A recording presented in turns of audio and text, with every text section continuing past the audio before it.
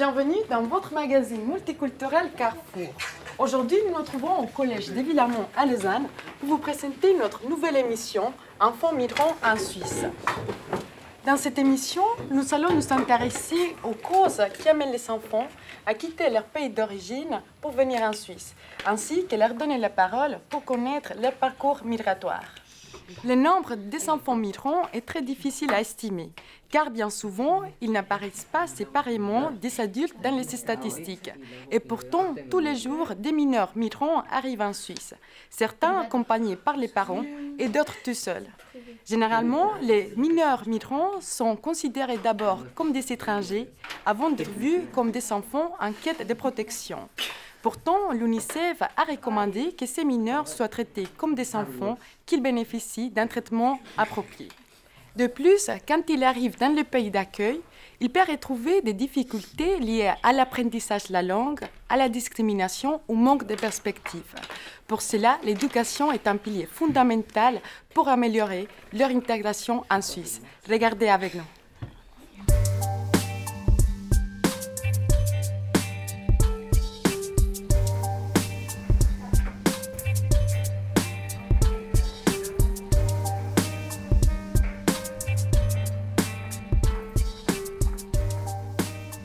Vous êtes le responsable du secteur 3 de l'enfant, ici à la Fondation Terre des Hommes. Avec nous, nous souhaitons tout d'abord connaître ces notions des mineurs migrants. De quoi est-ce que parlons-nous quand nous parlons des enfants migrants? Bon, d'abord, lorsque nous parlons des enfants, il s'agit des jeunes de moins de 18 ans. Et lorsqu'ils sont migrants, en général, les jeunes ne sont pas complètement autonomes dans leur décision d'émigrer, surtout si c'est pour émigrer dans un autre continent. Donc, en ce qui concerne la migration des mineurs, il s'agit soit d'une attraction, c'est attirant d'aller à l'étranger pour avoir un avenir meilleur, mais ça peut être aussi une contrainte. Il y a toute une variété, toute une diversité de motivations qui font que quand on trouve un enfant migrant étranger sur notre sol, il y a plusieurs possibilités. Il faut essayer de bien savoir exactement de quoi s'agit-il. J'essaie d'avoir surtout, dans toutes ces diversités, surtout deux catégories, d'essayer les enfants mineurs qui sont accompagnés par leur famille et pour ceux qui sont non accompagnés. Donc c'est une catégorie juridique qu'on appelle les mineurs étrangers non accompagnés. Donc là, c'est très difficile parce que les normes internationales, dont la Convention des droits de l'enfant que la Suisse a ratifiée, disent par exemple dans l'article 22, lorsque ni le père ni la mère ne peuvent être trouvés ou détectés, identifiés, l'enfant a cependant les mêmes droits que tout autre enfant résidant sur le sol suisse.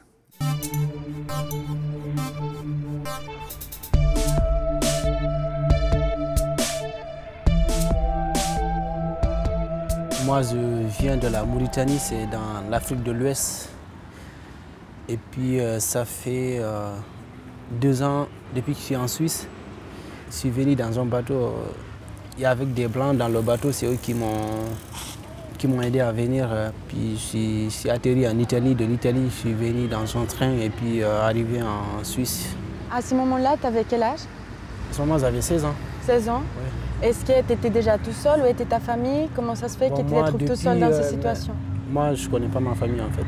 Je ne sais pas si je suis orphelin ou pas. Je suis grandi dans une famille de... Bon, en fait, en Afrique, on les appelle les morts blancs. C'est des Arabes. Moi, on m'avait pris là-bas juste parce que... C'est-à-dire, les Arabes, ils prenaient des enfants, des petits noirs pour les faire travailler. Depuis qu'ils sont petits, ils ne savent rien. Les parents, ils faisaient des enfants et puis ils laissaient comme ça. Et puis, moi, je suis juste pour les faire travailler depuis tout petit? Oui, les faire travailler, c'est comme de l'esclavage qui continue. Tu vois ce que je veux dire? Et puis moi, je suis grandi dans cette famille et puis j'ai eu le problème dans cette famille. Mais puis c'est là que, dans la famille, le père, il avait un chauffeur. C'est ce chauffeur qui m'a aidé à avoir la liaison entre ceux qui étaient dans les bateaux parce qu'il fallait que je sorte dans le pays. Tu as pris le bateau, tu arrives en Italie. D'Italie, tu prends un train, tu arrives à Vallorbe. Et c'est à Vallorbe où il te conseille? Il te conseille de venir au foyer des mineurs non accompagnés? Je suis descendu de Vallorbe à la gare de Lausanne. Il y avait des gars qui étaient là, des guides. Et puis ils m'ont pris, ils m'ont amené dans le foyer. C'est comme ça. Tu as vécu pendant combien de temps au foyer? Et quel est ton souvenir de... Moi, j'ai vécu 2 ans, disons, 2 ans au foyer? Oui. Et c'était plutôt... Tu allais à l'école en parallèle? Oui, c'était mieux parce que là où je vivais en Mauritanie, moi je ne partais pas à l'école, je faisais que des travaux, je travaillais pour des personnes. Je ne savais pas que la vie elle était différente. Moi-même, je ne savais pas l'importance de l'école. Et puis je suis venu là, j'ai fait 1 an et demi à l'école et puis c'est là que j'ai parlé le français. Et après, qu'est-ce qui t'est arrivé? Pourquoi est-ce que tu as quitté le foyer? Bon, parce que j'avais les 18 ans et puis une fois les 18 ans, on vous cherche en studio ou en appart. C'est de là que j'ai quitté le foyer. Actuellement, je vis seul, je travaille un peu, ça va, j'ai mon salaire, mais ça ne me suffit pas parce que je n'ai pas les papiers. J'ai toujours le trac du premier jour. Est-ce qu'ils vont me renvoyer ou pas? Parce que vu qu'ils renvoient une fois à 18 ans, ils renvoient ou bien ils renvoient, je ne sais pas n'importe comment, même à 17 ans. Je suis là en attendant la procédure, j'essaie d'avoir quelque chose parce que je ne peux pas rester comme ça. Je ne sais pas, qu'elle soit négative ou positive, il faut que je me mette déjà dans l'intégration. Et puis là où je travaille, justement, quand j'ai postulé, c'était pour un stage au début. Et puis ils m'ont pris pour le stage au Chiv et puis le patron il m'a trop aimé, c'est de là que je travaille là-bas.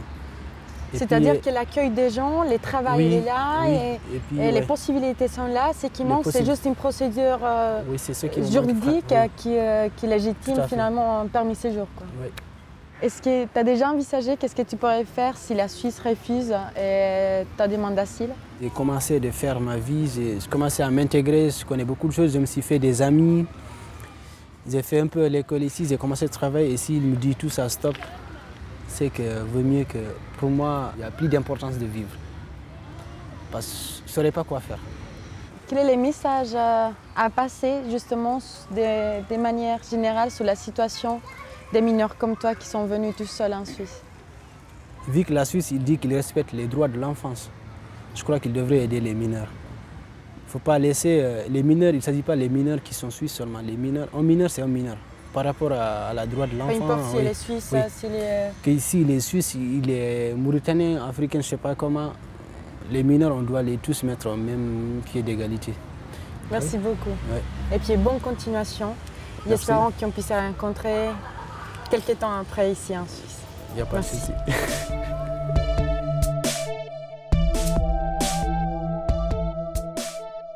Les droits fondamentaux sont essentiellement le droit à l'éducation et le droit à la santé.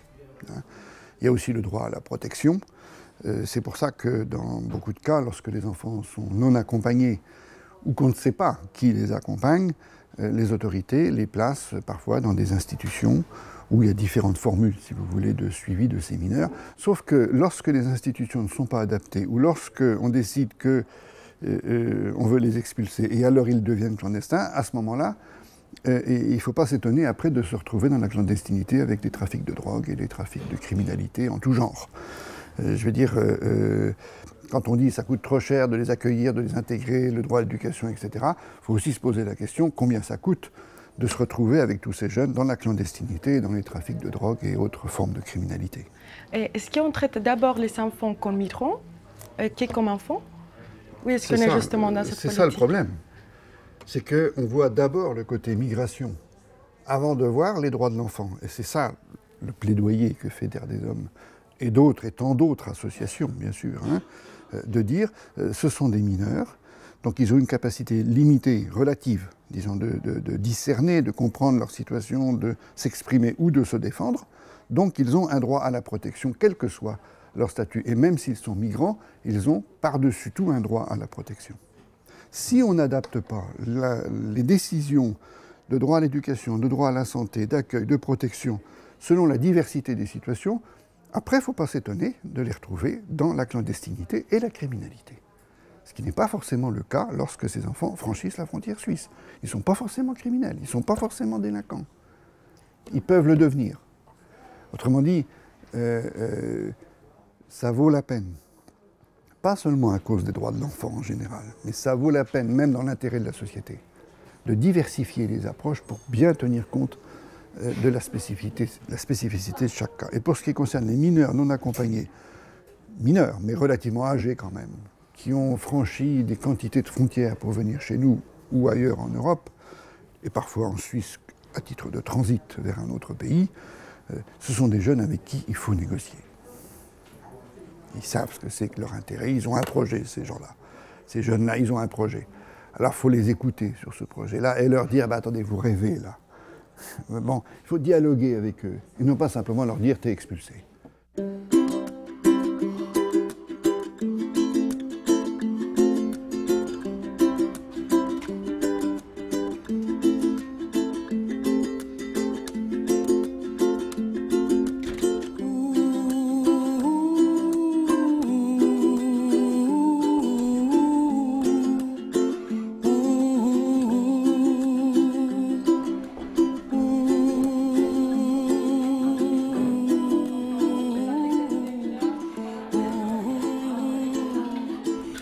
Et qu'est-ce que tu fais? Où tu apprends les français? Est-ce que tu vas à l'école?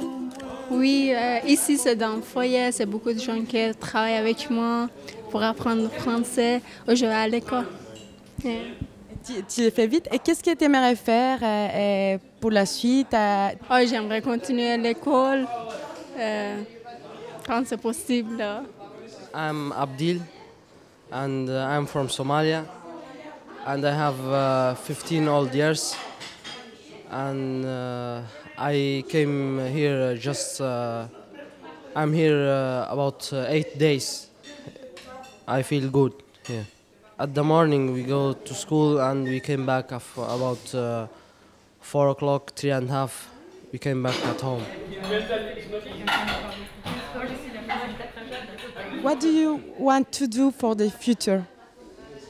For the future, I want to study and be a football player. I've been in Switzerland for 3 weeks Sunday. Yes, I'm from Valop to this place. Why I'm here is I don't have anybody in Switzerland, and through my age, then take me to here. This I will start school. They will take care of me. Honestly, I've never started school. Then say it's Monday that I will start school. After finishing my school, I would like to work. What work? What kind of work? Any work, even a mechanic, any type of work. I'm ready to do it. Là, on a 15 nationalités différentes, donc ils viennent d'un peu partout, principalement d'Afrique en ce moment. Quel est le rôle du foyer? Qui sont les personnes qui travaillent? Il y a 8 éducateurs qui les encadrent, qui les soutiennent, qui les accompagnent dans leurs projets de formation, dans les apprentissages du quotidien. On a des missions socio-éducatives, autonomiser, socialiser, leur apprendre les normes, la vie en Suisse, comprendre, décrypter ce nouveau monde en fait. Essayer de s'intégrer à la société. Comment on mettrait tous ces projets en marche si pour la suite, à ces 18 ans, on ne sait pas quel est l'avenir de ces jeunes? Alors ça, c'est quelque chose qui est extrêmement difficile pour eux. Je veux dire, leur avenir, il est toujours incertain. Ils sont toujours dans l'attente d'une décision. Et même quand elle tombe, il y a des projets qui ont démarré. Ils ont vécu souvent des choses très difficiles, ils sont éloignés de leur famille, il y a un manque. Mineurs non accompagnés, ça ne veut pas dire qu'on est sans famille, ça veut dire qu'on est arrivé en Suisse sans ces figures parentales qui ont l'autorité parentale, mais on est toujours le fils ou la fille de quelqu'un qu'on a laissé dans un pays. Il y a l'ennui des siens, il y a l'ennui du pays, il y a le manque de repères, donc déjà ça c'est difficile. Puis après aussi ce qui est difficile, je trouve, de nouveau, c'est à titre personnel, lié à mon expérience sur le terrain, c'est qu'il y a des jeunes qui ont fourni des efforts immenses pour obtenir un contrat d'apprentissage. Voilà, c'est énorme ce qu'il faut faire. Ils sont arrivés à 15-16 ans, ils ont réussi à signer un contrat d'apprentissage quand on sait à quel point c'est difficile pour des Suisses ou pour des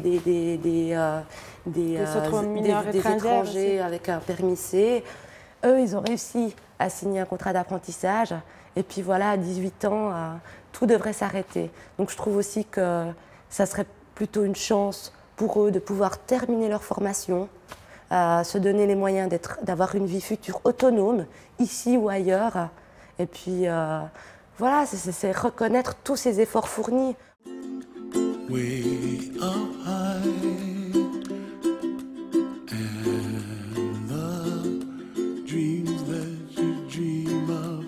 Once in a lullaby. quelles seront les recommandations principales justement pour améliorer la situation de ces mineurs migrants? D'abord, globalement, si vous voulez, une recommandation fondamentale, reconnaître la réalité. Ne pas dénier la réalité. Il y a des centaines de mineurs migrants qui arrivent, accompagnés ou non, il y a toute la diversité dont on parlait tout à l'heure, qui arrivent en Suisse. Et là, il doit y avoir des modalités spécifiques pour chaque catégorie de mineurs. Je sais que les situations sont étudiées individuellement, bien sûr. Simplement, lorsqu'il y a les parents et les enfants, les décisions sont prises en fonction des critères relatifs aux parents. Qu'ils aient 0 ou 11 enfants, les enfants vont suivre. Que ce soit pour rester ou que ce soit pour repartir. C'est quand même... on devrait tenir compte de l'intérêt, du meilleur intérêt des enfants, quand il y a plusieurs enfants, s'ils ont commencé à s'intégrer dans le système suisse, surtout s'ils sont nés en Suisse en plus. On ne va pas leur dire de rentrer chez eux, dans leur pays d'origine. Leur pays d'origine, c'est la Suisse. Donc on devrait considérer, par exemple, dans des familles, quand il y a des familles de migrants qui sont en Suisse depuis 5, 10 ou 15 ans, que les parents sont intégrés, ils sont salariés, ils payent des impôts, ils payent l'AVS, ils payent les assurances sociales, etc. Il n'y a pas eu de délit, il n'y a pas eu de crime, etc. Quel est le problème de les intégrer? Quel est le problème de leur donner un statut? Enfin, nous sommes en Suisse et en Europe en général une population vieillissante. Hein, et si on veut développer l'économie, on aura besoin de beaucoup d'immigration. Et ça, personne n'ose le dire. Et personne ne va le dire en période électorale. Hein, qu'on aura besoin énormément d'immigration, ne serait-ce que pour maintenir le niveau économique. De manière financière aussi, on a déjà investi beaucoup d'années dans l'éducation de ces enfants. Alors il y a un retour sur investissement pour l'économie. Si on veut parler d'économie, hein, et non pas de droits de l'homme, parlons économie. Quel est l'intérêt économique d'un pays comme le nôtre, les autres pays européens de la même manière, qui est que l'économie aura besoin de beaucoup d'immigrants dans les années à venir, dans les décennies à venir, et que des jeunes qui aujourd'hui arrivent, accompagnés ou non accompagnés, mais qui ne demandent qu'à apprendre, qui ne font aucun délit, aucun crime, et qui veulent s'intégrer et avoir une vie absolument normale comme tout le monde, quel est le problème?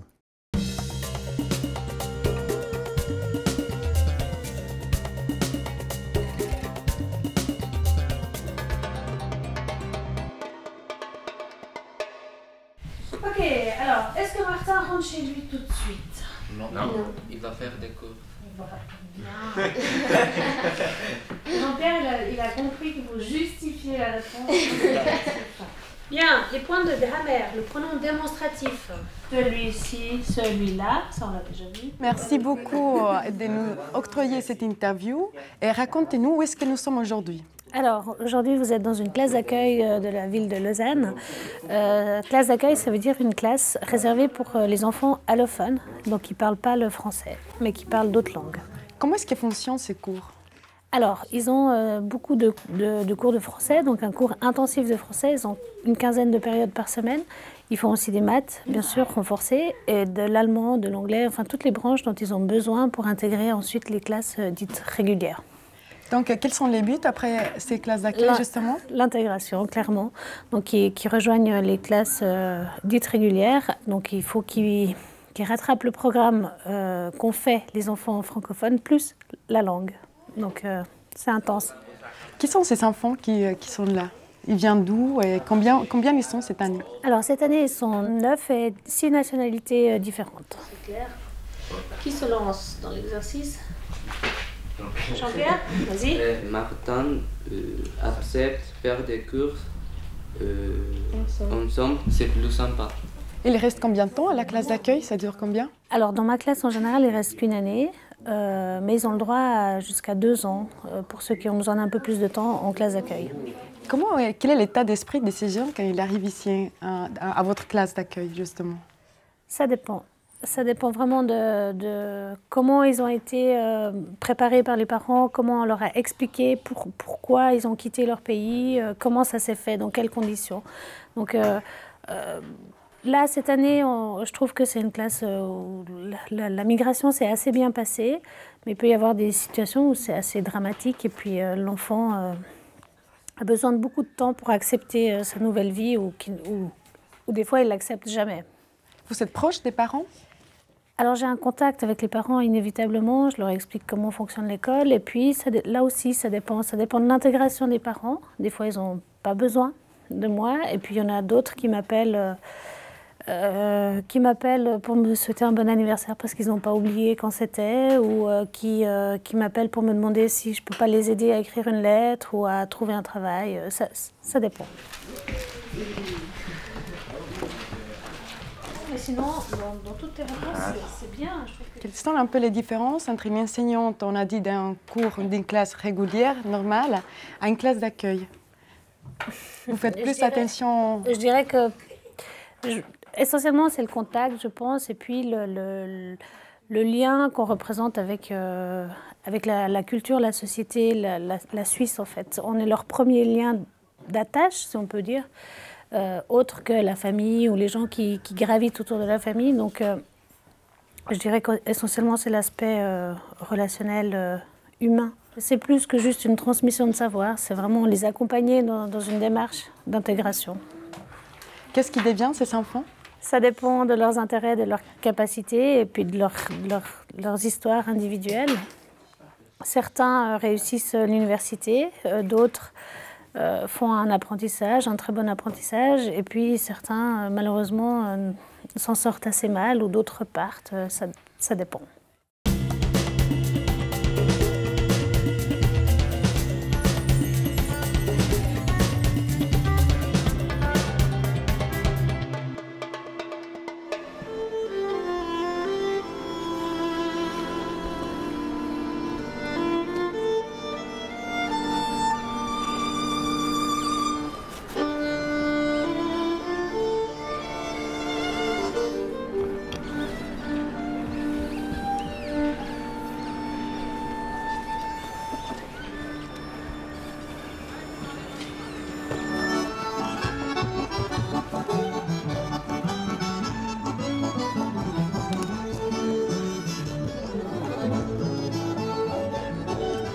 Je m'appelle Gaëlle Martinez, je travaille pour l'Entraide protestante suisse dans le cadre du projet des permanences volantes, qui est un projet de soutien pour les personnes sans statut légal ici à Genève.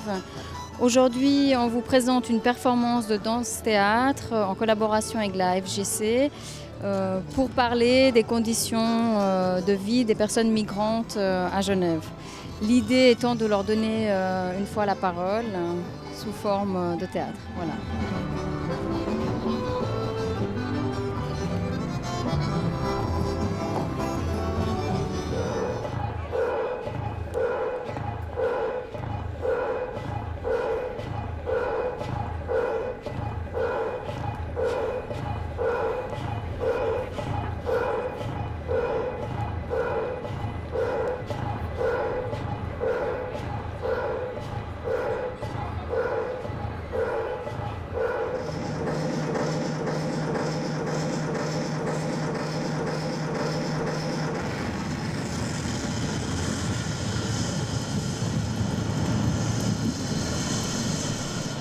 Donc il y a toute une démarche comme ça auprès de la population en essayant de les sensibiliser à ces réalités et de voir la migration peut-être sous un autre jour et de permettre aussi de donner un visage, même si les personnes qui sont dans ce sketch sont masquées, on essaie de donner un visage un peu à ces personnes, dire que ce sont des individus comme tout le monde qui travaillent, qui contribuent et qui justement donnent à notre société beaucoup de choses et pour lequel très souvent il y a peu de reconnaissance. Donc c'est important que cette reconnaissance-là, elle vienne aussi de la part de la population suisse sur l'apport important que les migrants ont sur notre société, sur notre économie et dans plein de domaines.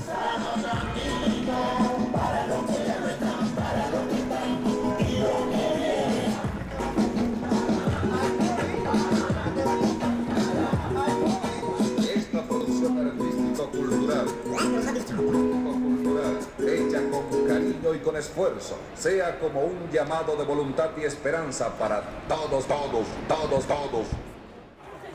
Victor Hugo a dit « Chaque enfant qu'on enseigne, c'est un homme qu'on gagne ».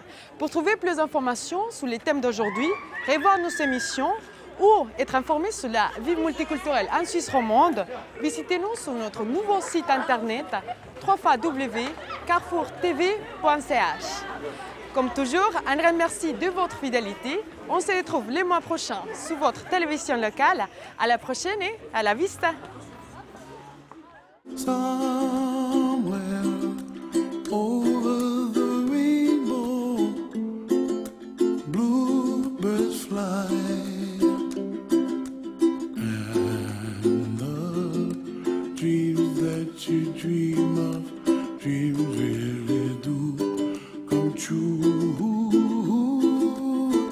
Ooh, someday wish upon a star, wake up where the clouds are far behind me, where trouble melts like lemon drops high above the chimney top. That's where